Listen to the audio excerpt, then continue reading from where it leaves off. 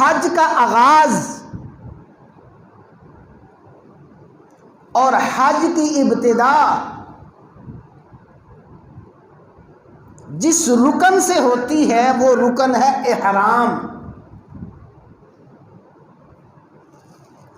حج کی نیت کر کے سب سے پہلے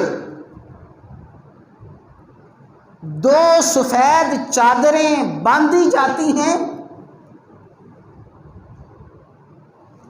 ان 2 چادروں کو احرام کہا جاتا ہے، اور اس احرام کی مثال بالکل ایسے ہی ہے جیسے نماز میں تکبیر تحریمہ ہے۔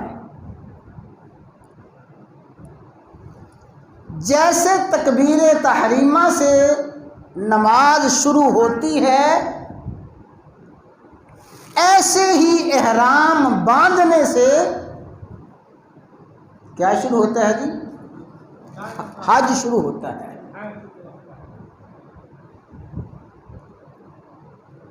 حج کا آغاز ابتدا احرام ہے،